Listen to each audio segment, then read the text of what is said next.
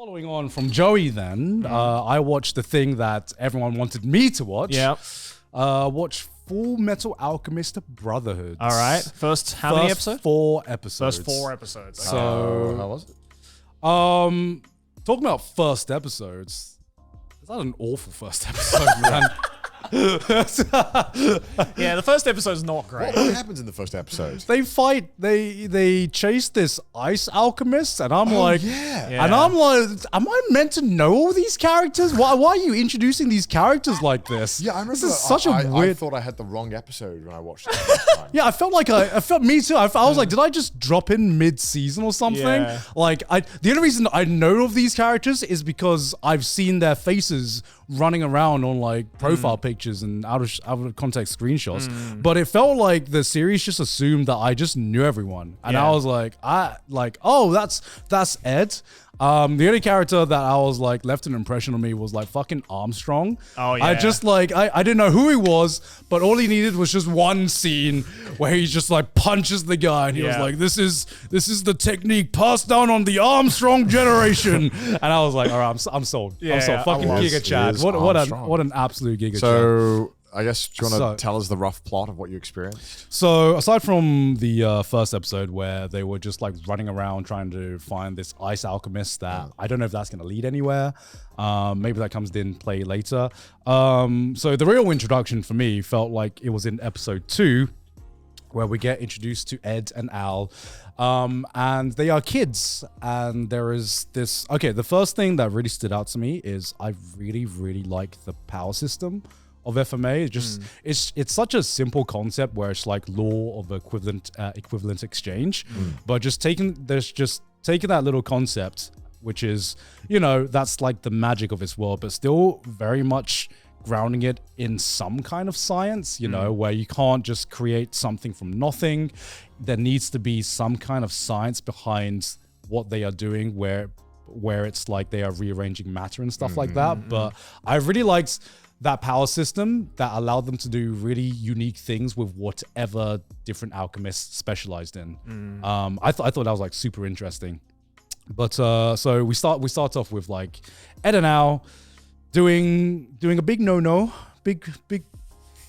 thing, trying to make a human, trying to make a human. Yeah, they were like, oh, of course, fucking dead parents as usual. Yep, as usual as every it's anime. The 2000s. Yeah, it's 2000. Well, I don't think anime's grown out of that, to be fair. Yeah. They're either dead parents or they're missing, and they try to make their mum.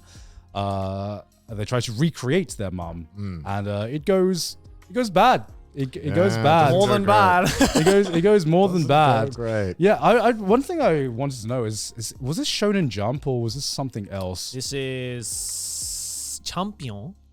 No, it's Champion or Sunday, I think. Yeah, because one thing that surprised me is how dark it was. Yeah, it starts very dark. Yeah, I mean, it starts very dark, and obviously, I think the biggest thing that threw me off was some of the lighthearted scenes and some of, and I think some of the comedy, I'm not sure if it hasn't aged well or if it was ever funny. Was Ed being short ever funny? Like, no, it's not a good joke, No. and they keep like talking about it. Yeah. It's Shonen Gangan, which is Shonen Gangan? Square Enix owned. Oh, okay, Yeah. okay. So Yeah, Short King. yeah, so I was like, there are some things which was so painfully mid 2000s. Like That's what I've been saying. Yeah. It's like some of the jokes just aged terrible. I think when people think about it, they just forget all that shit. Yeah. They just remember all the cool bits. Yeah. like the Ed being short thing. It's just like, oh, that's this. It's a little they tiny person. yeah. It's like, what are you saying? What are you saying? Go be short again. Go again. I'm just like, it's like Alphonse is the younger brother, but he's twice Ed's height. Hee hee. yeah. It's like, all right, we get it. Yeah, unfortunately, that joke, they use it like throughout the entire Yeah, show. so many times. acting. Yeah, but what I did like about it was I did not expect it to be so dark so quickly. Oh, yeah. Or they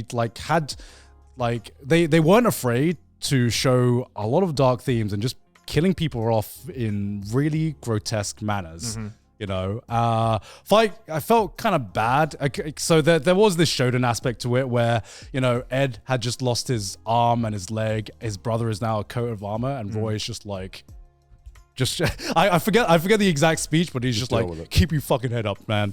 It's like, get over it. So you got a champ. Yeah, get over it. You're gonna be an alchemist. Get over it. Sometimes life gives you lemons. You need to make lemonade. Stop being a fucking pussy. Yeah. I don't like. And get up, bro. Chill. That's like a 10-year-old kid that just gone through the most traumatic experience in his life, and then he goes out, and then the blonde-haired girl is just like, I think you're a bit harsh on him, and then he's like, no, I saw fire in his eyes. And it's just like a shot of Ed being like, and I'm like, that ain't no way a fucking 10-year-old kid has just gone through all that, and it's suddenly been like, all right, I'm a fight through this. I'm like, he ain't locking in. He's 10 years old. Yeah, but I was like, I can't imagine what this was like watching as a kid, because seeing the scene of their mum getting resurrected and just seeing the fucking whatever grotesque monster that they had just conjured up, I can imagine some of this being scarring as a kid, which gets me to I understood why you guys asked me to watch episode 4. Yeah. Of course, when I saw the kid and I saw the dog, I was like, okay.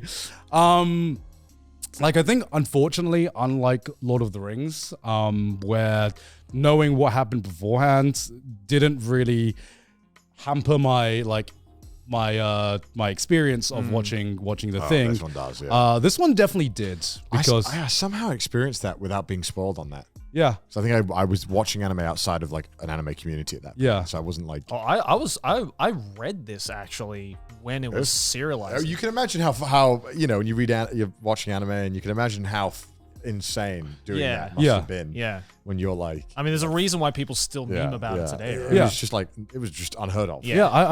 That's why I was like genuinely curious, because I obviously knew it was coming, and watching it this time, knowing like what the end result, you see the hints there. You see like, oh, something's wrong with his father, man. He don't have all like the screws. He has a few screws loose. So I was like wondering, what was your guys' reaction genuinely when you the know first time? You know something's up. Yeah. You're like, I don't know what it is. And then when it turns the kid into the dog, you're like, oh my god. Yeah. Yeah. Yeah. Seeing and then seeing. But I think it's really good, because like at that particular episode / chapter, the writing on what's his name, Shotaka? Shotaka, right? Yeah. The writing on Shotaka is so subtle. Yeah. Where it's like you experience this dude for the first time, and just like, I don't know how Arakawa Hiromi did it, but she managed to kind of portray Sho in this like immediately like, oh, something's up. Yeah. Like he doesn't even have to say what, just like the way the character is like drawn. Yeah. And I think we've all been around a person at one point in life where you're like, this energy is. Yeah. She managed to manifest that into an anime character like right at the get-go. So immediately you're already uncomfortable going into this episode. Yeah. And then when he actually, you know, does the demon's deed and does that, you're just like, I was expecting it, but I wasn't expecting it to be this horrendous. I was expecting something, but I wasn't expecting that. That was the last thing on my bingo card. Yeah. Do you plan to continue watching? Oh, most definitely. I mean, I really enjoyed, you know, there was another part that stood out to me of being a little bit like this, a little bit so painfully mid-2000s as well. So there was a scene, there was an episode with a priest. Do you remember this episode where priest? No. It's like, can you load up the reaction? So yeah, I got it. I got it. Yeah, so there is this scene, or it's episode 3, where they go to this church. So there's this priest that is kind of like gaining fake followers by performing miracles, which he's like actually secretly using the Philosopher's Stone for. I don't remember this episode. Do you remember this guy? No, I do remember this guy. I don't. Yeah. So I think he was a forgettable villain. Dad reacts. Dad reacts to FMA episode 3. Well, they're handing out qualifications for anything nowadays, huh? Yeah. Oh, wow! Look at this. Whoa! Cornello. Look at this anti-copyright. Oh my god. Yeah. So what happens is So he's just, faking, trying to perform miracles, getting fake followers for his religion and stuff like that. And then Ed and Al come in and ruin the party. Right. And how do they ruin it? So Ed, Ed makes the priest follow him into a room, and he's just like, and Ed's like, so you're just a fake, aren't you? Priest proceeds to go on a 5-minute monologue being like, yes, everyone in this town is idiots. I'm secretly tricking everybody. Oh, I am evil, dude. I am a bad dude. And what happens? Ed is secretly recording the entire thing and broadcasting it to the city. And I'm like, this is like the ending of every mid-2000s Disney movie. Yeah. Where the bad guy goes on a monologue and is just like, actually, I was recording. I have the receipts. I have the receipts. You just outed yourself. That's a bit lame. And I was like, oh man, this is so painfully mid-2000s. Yeah. But like I said, my favorite parts of FMA was a lot of the power systems, was a lot of the darker themes, and a lot of the more, every time it was serious, I thought it was fucking fantastic. And I was like, I could see why this blew up so much, because it explored things that a lot of, especially a lot of shonen shows back in the day were just not going as hard or as dark. I feel like it does a very good way of discussing war in a really earnest way as well later on, and I think that's where it really shines, because I think I'm not sure how it was all published, but it definitely feels like, at least when you're watching it, that especially the original Full Metal Alchemist, not Brotherhood, that it's kind of like Monster of the Week energy for the first 10 chapters. Yeah, it does kind of feel like it's that. kind of like a Scooby-Doo, where it's like, we got to deal with this guy with alchemy. Whoa, guys. And then I think after there's a pivotal moment about, I don't know what happens in the Brotherhood, but I know it's in the original, it's 15 episodes or 12 episodes in. Then it starts to finally be like, all right, let's tackle an overarching narrative here. But it definitely, I think, it has a really weak start, I think, but people don't talk about it. People never talk about the really boring start. Yeah, it takes a while to rev up. But it gets really good when it gets good. Yeah, I mean, I thought it did a really good job at least hooking me in, at least in episode 2. Episode 1 was episode 2, there was this really interesting scene where he, does the alchemy to do his, to reanimate his mum, and then he gets transported to the gates or something, and he meets some kid or something, and you don't know who the kid is, what is going on. He gets the secrets of the universe just fucking tapped into him for a second, and I'm like, all right, I kind of want to know what's going on. And then the episodes after that were just all right, Monster of the Week kind of thing. The Shotaka thing would have shocked me if I didn't know what was happening. But honestly, I'm very, very interested to see what kind of mystery this world unfolds, and just seeing more cool action, I guess. I'm not too sold on Ed right now. I don't know if he gets more likable. Right now, he just does seem like... I think he gets a bit better, right, from my memory. Yeah, I didn't like him that much in the start either. Yeah, right now he does just seem like Short Man Syndrome, where he's on a cartoonish level. You know what I mean? Yeah. But yeah, I mean, I assume it's going to get a lot better as they explore more characters, and let us know when you finish it. We'll talk about it. All right. Your reaction to Full Metal is exactly the same as mine to Arcane. I'm sure it gets better. There's a lot of interesting elements. I'm sure it just gets better. No, I mean, there was I enjoyed my time. Same. Some of it was just this is a 2000s anime. Oh yeah, this is a 2000s anime.